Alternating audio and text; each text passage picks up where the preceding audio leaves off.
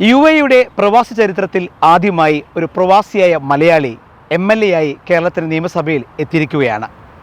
UDF സ്ഥാനാർത്ഥിയായി മത്സരിച്ച് വൻ ഭൂരിപക്ഷത്തിൽ വിജയിച്ച കുട്ടനാട് MLA റെജി ചെറിയാനാണ് ഈ വ്യക്തിത്വം.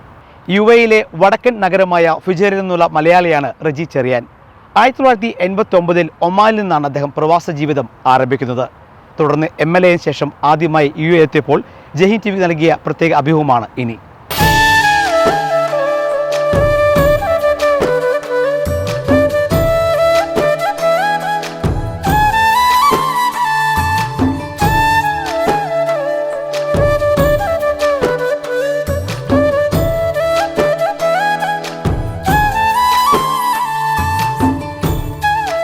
നമസ്കാരം, ജയ്ഹിന്ദ് TVയിലേക്ക് സ്വാഗതം. Thank you. യിൽ നിന്നുള്ള ചരിത്രത്തിൽ ആദ്യത്തെ കേരള നിയമസഭാംഗം, കുട്ടനാടിൻ്റെ MLA, പ്രവാസി മലയാളികൾക്ക് ഏറ്റവും പരിചിതനായ മുഖം ശ്രീ റെജി ചെറിയാണ് നമ്മോടൊപ്പം ചേരുന്നത്. നമുക്കറിയാം, അദ്ദേഹം MLA ആയ ശേഷം ഇത് ആദ്യമായിട്ടാണുള്ള സന്ദർശനമാണ് യിലേക്കുള്ളത്. തീർച്ചയായിട്ടും ജയ്ഹിന്ദ് TVയുടെ പ്രേക്ഷകരുമായി അദ്ദേഹം സംസാരിക്കുകയാണ്, മനസ്സ് തുറക്കുകയാണ്. വലിയ സ്വാഗതം. പ്രവാസികളുടെ MLA നില ഞങ്ങൾക്ക് അങ്ങനെ വിളിക്കാമോ? സ്വാഭാവികമായിട്ടും അല്ലെങ്കിൽ ഞങ്ങൾക്ക് അഭിമാനമുണ്ട്. എന്താണ് അങ്ങയുടെ വികാരം? തീർച്ചയായിട്ടും. കാരണം ജീവിതം പടുത്തുയർത്തിയ, ജീവിതം എന്താണെന്നറിഞ്ഞ എന്നെ ഇന്ന് കുട്ടനാടിൻ്റെ നിയമസഭാംഗമായി ഇവിടെ നിൽക്കാനുള്ള സാഹചര്യമുണ്ടാക്കിയ എൻ്റെ പ്രവാസ ജീവിതമാണ്. അതിൽ ഞാൻ ഒരാളിനെ കൊണ്ടുണ്ടായതല്ല. എൻ്റെ കൂടെയുള്ള പ്രവാസി സഹോദരന്മാർ, അവരുടെ സഹായത്താൽ തീർച്ചയായിട്ടും ഇന്ന് ഈ ഒരു നിമിഷം ഇവിടെ ജയ്ഹിന്ദ് ചാനലിൻ്റെ കൂടെ നിൽക്കുമ്പം അഭിമാനകരമായിട്ട് പറയാൻ പറ്റും, ഞാനൊരു പ്രവാസിയാണ്. പ്രവാസികൾക്ക് വേണ്ടി, പ്രവാസികളെ കണ്ടറിഞ്ഞ് കേട്ടറിഞ്ഞ് തൊട്ടറിഞ്ഞ ഒരു മനുഷ്യനാണ് ഞാനല്ലാതെ ആടുജീവിതം പോലെയുള്ള ഏതെങ്കിലും ബുക്ക് വായിച്ചിട്ട് പ്രവാസിയായതല്ല. ഞാൻ അറിഞ്ഞ് അനുഭവിച്ച എല്ലാ പ്രയാസങ്ങളും ഉണ്ട്. അതിൽ എൻ്റെ പ്രവാസി സഹോദരന്മാർക്ക് വേണ്ടി ഇനിയും എനിക്ക് എന്തെങ്കിലും ചെയ്യാൻ സാധിച്ചാൽ അത് ഏറ്റവും സന്തോഷകരമായ, ഏറ്റവും സന്തോഷമുള്ള ഒരു സമയമാണ് ഇതെന്ന് പറയുന്നത്. അതെ, ഈ വികാരവും ഈ സന്തോഷമൊക്കെ നിയമസഭയ്ക്കകത്ത് കൂടി അങ്ങ് പെർഫോമൻസിലേക്ക് പ്ലാൻ ചെയ്യുന്നുണ്ടോ? എന്തൊക്കെയാണ് ഞങ്ങൾ പ്രതീക്ഷിക്കേണ്ടത് ഒരു പ്രവാസി MLA നില? ഞാൻ ജീവിതത്തിൽ എല്ലാ കഷ്ടപ്പാടും അനുഭവിച്ചു വന്നത്, ഒരു യുദ്ധം ചെയ്ത് വന്ന ഒരു വ്യക്തി തന്നെയാണ് ഞാൻ. പ്രതിനിധാനം ചെയ്യുന്ന കുട്ടനാട് ഏറ്റവും കൂടുതൽ, കാരണം ഞാനിപ്പോൾ എവിടെയും പറയാൻ ഉദ്ദേശിക്കുന്നതും എല്ലാവരിലൂടും എത്തിക്കുന്നതും ഒന്നാണ്. 140 നിയോജക മണ്ഡലം നമ്മൾ എടുത്തിട്ട് നോക്കിയാൽ കുട്ടനാടെന്നൊരു നിയോജകമണ്ഡലത്തിലെ കഷ്ടപ്പാടും പ്രയാസങ്ങളും അതേ കുട്ടുള്ളൊരു സ്ഥലം കേരളത്തിൽ വേറെ ഇല്ല. കാരണം ഇത് എല്ലാവരിലും എത്തിക്കുക എന്നുള്ളതാണ്. കാരണം ഞാൻ ഇറങ്ങിക്കണ്ട കുട്ടനാടും ഞാൻ എടുത്തേക്കുന്ന ഉത്തരവാദിത്വവും ഏറ്റവും വലുതാണ്. കാരണം ആ ഉത്തരവാദിത്വം നിറവേറ്റുക എന്നുള്ളത് 20 വർഷം കഴിഞ്ഞ 20-25 വർഷം ആ നാടിനെ തിരിഞ്ഞു നോക്കിയിട്ടില്ലായിരുന്നു. ഒന്നും തുടങ്ങണം, ഇനി എല്ലാം ഒന്നും തുടങ്ങേണ്ട അവസ്ഥ. ഒന്നേന്ന് തുടങ്ങുക. കുടിക്കാൻ വെള്ളമില്ലാത്ത ഒരു നാട്. കേരളത്തിന്റെ നെല്ലറ. കേരളത്തിന് നെല്ലറ എന്നല്ല, ഇപ്പം എൽബിസ് അവിടെ വന്നിട്ട് കുട്ടനാട് കാണാൻ വന്നാൽ കുട്ടനാടിൻ്റെ ഇടവഴിയിലെ റോഡിൽ ഉള്ള കുറച്ച് റോഡേ ഉള്ളൂ. അതിലൂടെ യാത്ര ചെയ്യുമ്പോൾ ചിന്തിക്കും, എന്ത് സൗന്ദര്യമാണ് കുട്ടനാട്. ഇതേ കൂട്ടൊരു സ്ഥലമുണ്ടോ ലോകത്തിൽ, ഇതേ കൂട്ടൊരു സ്ഥലം കാണുവാൻ? പക്ഷേ അതിൻ്റെ ഉള്ളറകളിലുള്ള പാവങ്ങൾ, ക്യാൻസർ രോഗികൾ നൂറുകണക്കിന്, ഓരോ വാർഡിലുമുണ്ട് നൂറുകണക്കിന് ക്യാൻസർ രോഗികൾ. നമ്മൾ ചിന്തിക്കേണ്ടത് കുട്ടനാടിൻ്റെ ചരിത്രത്തിൽ ഇന്ന് വരെ ഒരു UDF സ്ഥാനാർത്ഥിക്ക് കൈനഗിരി എന്ന് പറയുന്ന കമ്മ്യൂണിസ്റ്റ് പാർട്ടിയുടെ കോട്ട, കാവാലമെന്ന് പറയുന്ന പഞ്ചായത്ത് കമ്മ്യൂണിസ്റ്റ് പാർട്ടിയുടെ കോട്ട, ഇതെല്ലാം തകർത്തെറിഞ്ഞു ഈ പ്രാവശ്യം. കാരണം ഞാൻ ഈ നാടിൻ്റെ ഓരോ വാർഡിലും ഇറങ്ങി ഈ പാവങ്ങളെ കണ്ടിട്ട് അവരോട് ഒന്നേ പറഞ്ഞുള്ളൂ, നിങ്ങളാണ് ഈ നാടിൻ്റെ ഇങ്ങനെയുള്ള അവസ്ഥയ്ക്ക് കാരണം. ചരിത്രത്തിൽ ഇന്ന് വരെ കൊടുക്കാത്ത 180 ബൂത്തിൽ ഒരു ബൂത്തിൽ 5 വോട്ടിന് കുറവ്, ബാക്കി 179 ബൂത്തിലും വൻ ഭൂരിപക്ഷം തന്നു 20,000 വോട്ടിൻ്റെ ഭൂരിപക്ഷത്തിൽ എന്നെ അവർ വിജയിപ്പിച്ചപ്പോൾ ഓർക്കണം, ആ നാടിൻ്റെ ജനങ്ങൾ, ചെറുപ്പക്കാർ, യുവതലമുറ, കുഞ്ഞുമക്കൾ, ഇവർക്കെല്ലാം, കാരണം പോകുന്ന വഴിക്ക് കുഞ്ഞു മക്കൾ പേപ്പർ എഴുതിക്കൊണ്ടിരിക്കുക, കുടിക്കാൻ വെള്ളം ഞങ്ങൾക്ക് തരാവോ? ആദ്യത്തെ ഫോക്കസ് എന്തിനായിരിക്കും അങ്ങനെയാണെങ്കിൽ? കുടിവെള്ളം, നടക്കാൻ വഴി, ചികിത്സിക്കാൻ ഓടിച്ചെല്ലാൻ ഒരു ഹോസ്പിറ്റൽ, ഈ 3 കാര്യം. പിന്നെ കർഷകർ എന്ന് പറയുമ്പോൾ അത് കുട്ടനാട്, അപ്പർ കുട്ടനാട്, പാലക്കാട്, മലയോര കർഷകർ ഇതിനെ എല്ലാം കൂടെ ഒന്നിച്ച് കർഷകരാക്കും.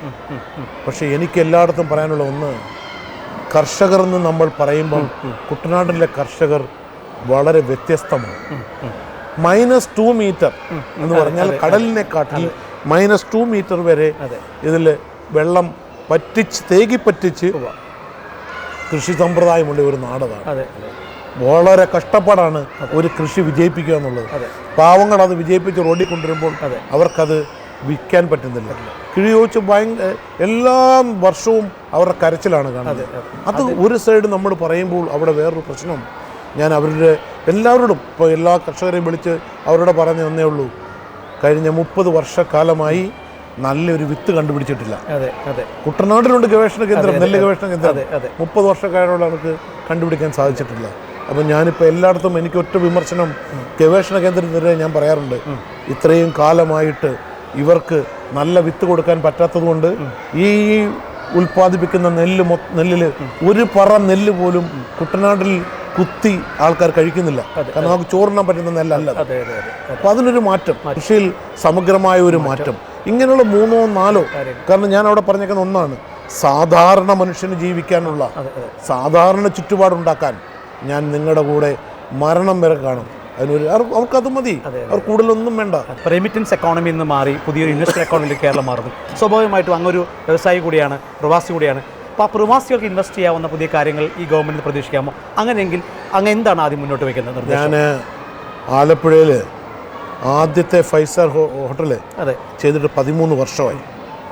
കഴിഞ്ഞ ഒരു ഗവൺമെൻറ് ഉണ്ടായിരുന്നു, ആ ഭരിച്ച ഗവൺമെൻറ്, പ്രതിപക്ഷം, ഇപ്പോഴത്തെ പ്രതിപക്ഷം, കഴിഞ്ഞ 10 വർഷം ഭരിച്ച ഗവൺമെൻറ്.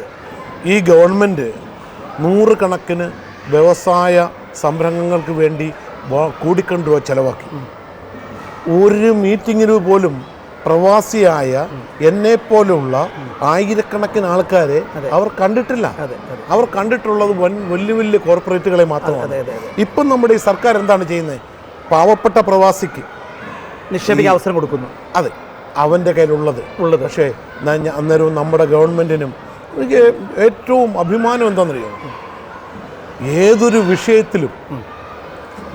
വിഷയത്തിലും ഒരു ബുക്ക് തുറന്നോ വേറൊന്ന് ചോദിച്ചോ അല്ലാതെ ഇത്ര ധൈര്യമായിട്ട് പറയുന്ന ഒരു മുഖ്യമന്ത്രി നമുക്കൊക്കെ കുശുമ്പ കേൾക്കുമ്പോൾ. കാരണം പെർഫോമൻസ് കാണുമ്പോൾ കാരണം നമ്മൾ അന്തിച്ചിരുന്നു പോവും. ഒരു വിഷയവും നാളെ പറയാനില്ല. കേരളത്തിൻ്റെ ഏതൊരു വിഷയവും അന്നേരം മറുപടി. ആ മറുപടി എന്താണ്? കുറിക്കൊള്ളുന്ന മറുപടി. അപ്പോൾ ഒരു മാസം കൊണ്ട് എത്ര മാർക്ക് ഇട്ടു? ഇപ്പോൾ നമ്മുടെ UDF ഗവൺമെന്റിന് അങ്ങ് ഇപ്പോൾ എത്ര മാർക്ക് ഇട്ട് കഴിഞ്ഞു? നമുക്ക് കാലിയായ ഒരു പാത്രമാണ് നമ്മുടെ ഈ തന്നെ ഖജനാവ്, അല്ലേ? പൂച്ച പറ്റിയെടുക്കുന്ന വാക്ക് പറഞ്ഞാണ്. നമുക്ക് അത് കാണുമ്പോൾ നമുക്ക് എന്താണ് പറയാനുള്ളത്? എങ്ങനെയെങ്കിലും നമുക്ക് ഏതെങ്കിലുമൊക്കെ സമയമെടുക്കും. നമുക്ക് ഒരു കാരണവശാലും പുതിയുഗ കേരളത്തെ സൃഷ്ടിക്കുന്നു, അല്ലേ? ആ ഒരു പുതിയുഗ കേരളം 10 വർഷം കൊണ്ട് ചെയ്യാൻ പറ്റാത്തത് നമ്മൾക്ക് ഒരു ദിവസം കൊണ്ട് ചെയ്യുമെന്ന് പറയാൻ പറ്റത്തില്ലല്ലോ. ഈ 5 വർഷവും പിന്നെയും നമ്മൾ ഈ കേരളത്തിൽ നമ്മൾ ഭരിച്ചാൽ തീർച്ചയായിട്ടും ഞാൻ പറയുന്നു കേരളം മാറും. കേരളത്തിൽ വ്യവസായങ്ങൾ വരണം. വ്യവസായികളെ ഓടിക്കുന്ന പണിയല്ല. സിംഗിൾ വിൻഡോ എന്ന് പറഞ്ഞ് കഴിഞ്ഞ സർക്കാർ വെച്ചിരുന്നില്ലേ? വിൻഡോയും ഇല്ല, സിംഗിളും ഇല്ല, ഡബിളും ഇല്ലായിരുന്നു, ഡോറും ഇല്ല. നമുക്കിതിനെല്ലാം മാറ്റം ഉണ്ടാവണം. പ്രതിപക്ഷത്തെ എങ്ങനെ വിലയിരുത്തുന്നു? വലിയ പെർഫോമൻസ് ഒക്കെ ആയിട്ട് ഭരിച്ച 10 വർഷം ഗവൺമെന്റ് ഇപ്പോൾ പ്രതിപക്ഷത്താണ്. പ്രതിപക്ഷത്തെ എങ്ങനെ വിലയിരുത്തുന്നു? അവരെ ഞാൻ ആദ്യമേ ഒന്ന് വിലയിരുത്തുന്നത് എന്താ അറിയോ? ഞാൻ നമ്മുടെ 102 പേരോട് പറയുന്ന ഒന്നേ ഉള്ളൂ, നമുക്ക് എന്തെങ്കിലും അഹങ്കാരം മനസ്സിൽ തോന്നിയാൽ അവരുടെ മുഖത്തോട്ട് മാത്രം നോക്കിയാൽ മതി, എല്ലാം മാറിക്കിട്ടും. ഇപ്പോഴത്തെ പ്രതിപക്ഷ നേതാവിനെ കണ്ടാൽ നമുക്കറിയാൻ പറ്റും, അങ്ങനെ ആവരുത്, ഇങ്ങനെ വേണമെന്ന്. ആ പ്രതിപക്ഷം എന്നുള്ളത് ശോഷിച്ച് ഒന്നുമല്ലാതെ ആയി വെറും 35 പേരിൽ ഒതുങ്ങിയ പ്രതിപക്ഷം, അല്ലേ? എങ്ങനെ അവരായി എന്ന് നമ്മൾ എപ്പോഴും ചിന്തിച്ചോ. എന്തുകൊണ്ടായി? നാടിൻ്റെ ജനങ്ങൾക്കെതിരായിരുന്നു അവർ. നമുക്ക് വോട്ട് ചെയ്തേ മൊത്തം അവർ ആൾക്കാരാ, അല്ലേ? ഈ വൻ ഭൂരിപക്ഷം തന്നത്. അപ്പോൾ മനസ്സിലാക്കണം, നമ്മൾ നല്ലതായാൽ ഇനിയും നമ്മൾക്ക് ഇത് തന്നെ കിട്ടും. എല്ലാ മംഗളും നേരുന്നു. All the best. എല്ലാ സ്വപ്നം യാഥാർത്ഥ്യമാകട്ടെ. Thank you so much.